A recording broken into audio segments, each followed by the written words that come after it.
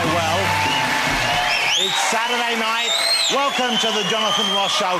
Let me show you who else is on the programme with me this evening. We have everyone's favourite Australian, Mr. Peter Andre, on the show tonight. There he is.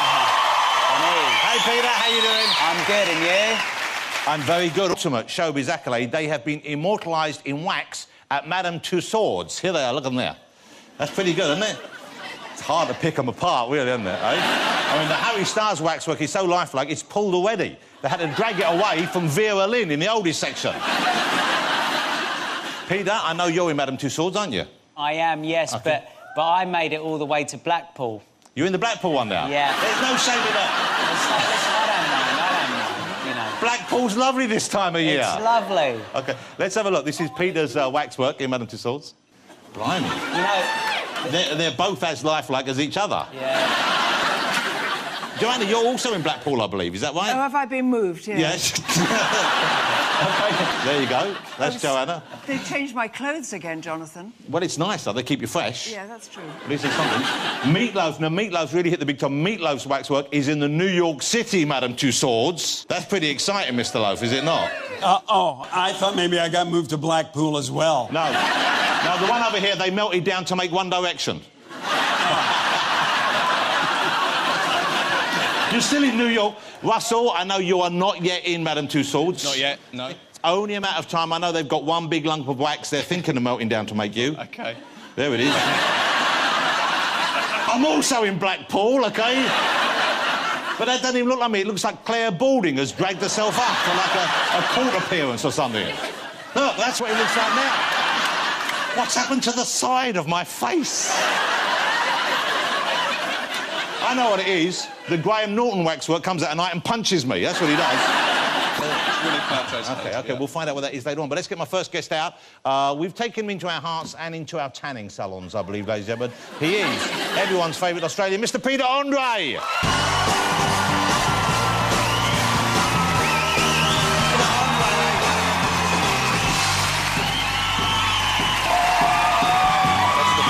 Great to see you. Thank you. Great to see you. Come and sit down with Peter Andre. Well, it's lovely to have you here. It's great to see you. Nice to see you. I feel like I'm seeing you a lot anyway, because I watch the show that looks in at your life, and, of course, you know, I think we all do feel, those who watch it, that we really...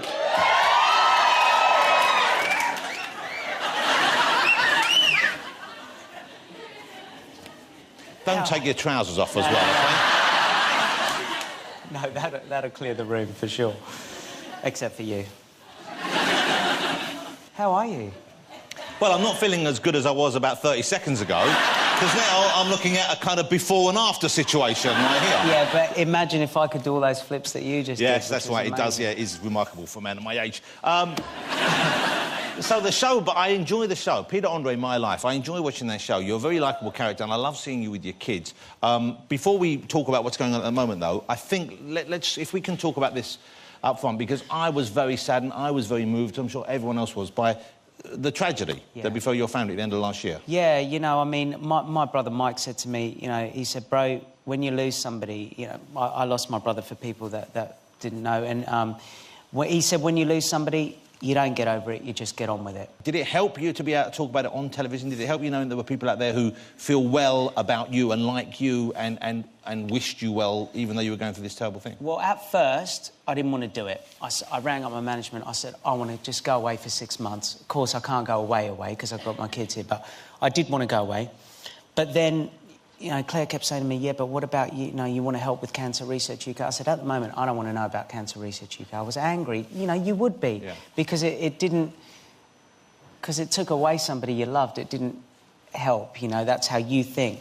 But then eventually I thought, no, we've got to turn this to a positive. And so all part of coming back and going back to work was for me to set up this whole foundation and get together with Cancer Research UK, which we've done now. And we're launching 2 buses around the country to just get people to get checked up, so that, because early detection is absolute paramount. Well, good luck with you, and good luck with the whole campaign that you're involved in. Let me ask you, but let's talk about music. Let's talk about the reason why you first came over here, where we first got to meet Peter Andre, was you are a singing star. That's what you do, and that's obviously what you love doing. Is it strange to you now that you're as known for other things, perhaps even better known for other things outside of your music now in this country? I mean, I'm lucky I'm still here. Do you know, I sometimes think 22 years ago I got signed up on national TV in Australia, and I thought I would last a couple of years. I know. It really is embarrassing, isn't it? It really is. I mean, who wears a jacket like that?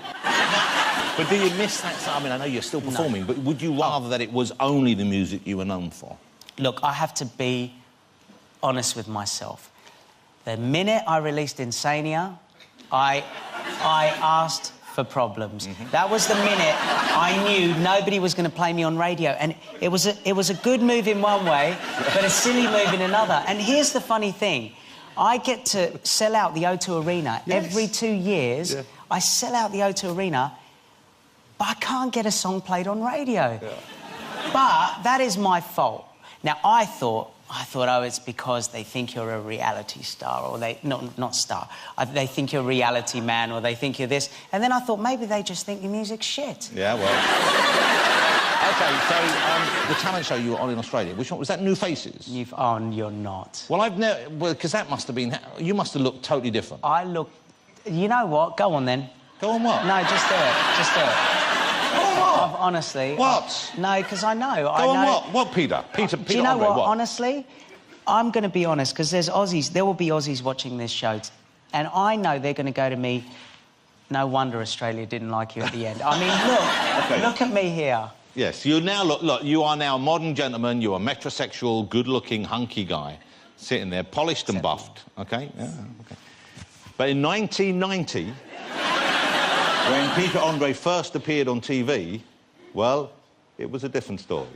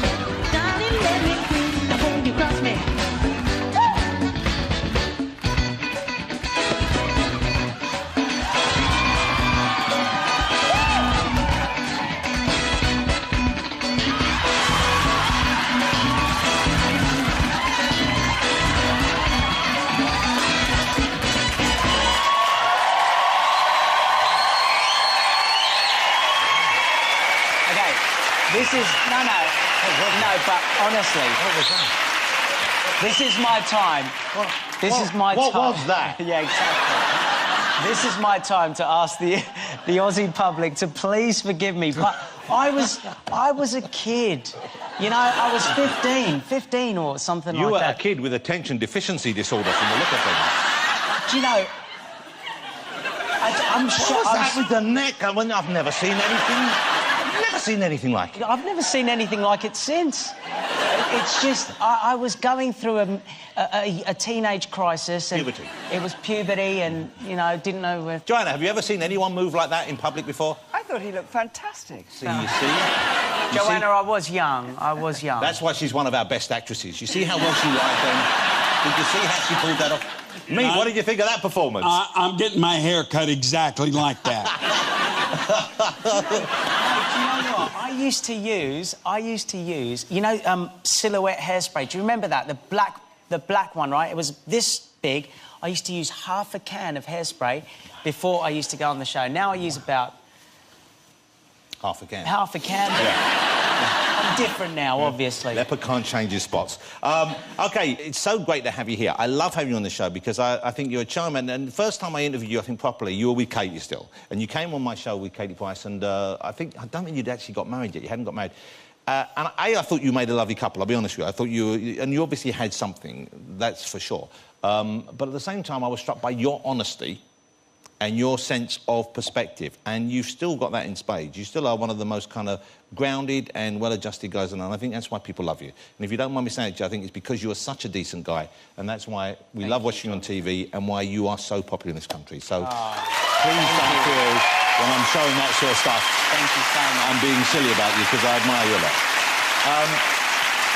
When I watch the show, when I see you on TV, when I see My Life, the name of your show, I love seeing it with your children. You have the most adorable children, and they're not just kind of like, you know, they're really pretty, cute little things, but also what lovely personalities they have. They seem to be They're really sweet kids. How do they deal with the filming? Do they enjoy it? I'm imagining I guess for them, that's a normal life now. Junior is a little star. That kid, I mean, he comes up to me and he goes, "Yo, dude, where are the cameras?" I'm going, "What do you mean, where are the cameras? Who do you think you are?" He says, "Jose Feliciano."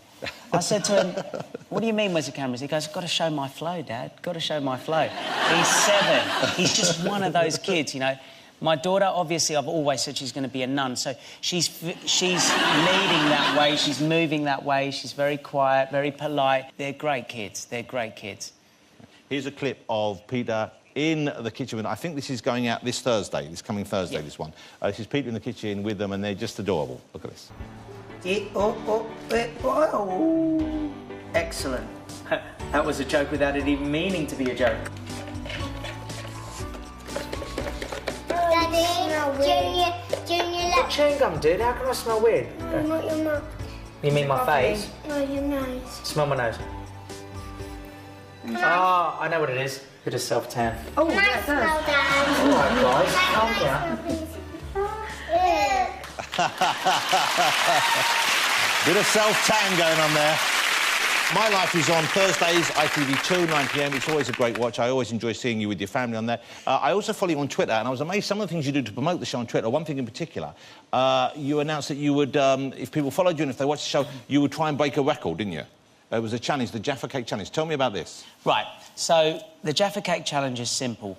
You've got to see how many Jaffa Cakes you can eat in 1 minute. Now, my cousin did 50 in 5 minutes. So I thought... 50 in 5 minutes? I mean, he's huge. He's huge, right? But he did it, and I thought, well, that means you can do 10 a minute. You did how many in a minute did you do? 9, but... The world record, I think, is 17 in a minute. Impossible. Well, you say that, but someone's done it. That's why it's a world record. It's not impossible. No chance. It's difficult. That's why it's worthy of note, but it's not impossible. So, we are going to have a Jaffa Cake Challenge. At the end of the show, Yes. I'm going to take Peter Andre, former Australian world record holder, Jaffa Cake eater, possibly, here in the studio. Okay? I can't wait. Can I say continued success? Thanks. Peter Andre, ladies and gentlemen. Thank you, Peter. Great to see you again. Okay, it's the moment you've been waiting for. We're going to try and eat as many Jaffa Cakes as we can in a minute. Who knows, we might make the record books, we might not. I've got to beat Andre's record. I think it was 8, he said earlier, and we'll find out. Will you welcome them back? Mr. Peter Andre, Russell Tovey and Joanna Lumley coming out, guys. Let's go over there. Come on up, meet us, do this. OK, so, here we go. How long do they have? Are you going to be needing 1 minute. 1 minute. You have 1 minute. Are you ready? On your marks. Get set. Go!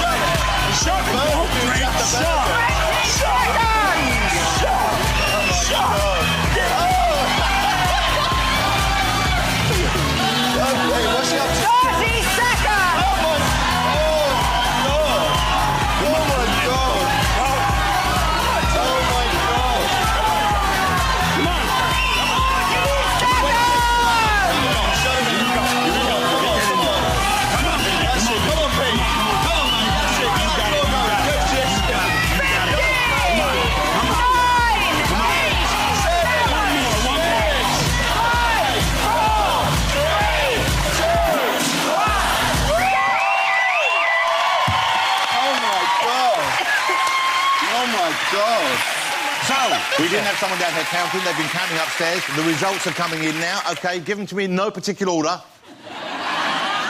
Pete ate how many? What? Pete ate 12 Jaffa Cakes in 1 minute. OK. And I ate... No, I did not only eat 11. No, I didn't eat 11. I demand a recount. I demand a recount. I demand a recount. Oh, no. They screwed me. OK, Peter Andre, the Jaffa Cake champion, ladies and gentlemen. I'll give it to you. Well done.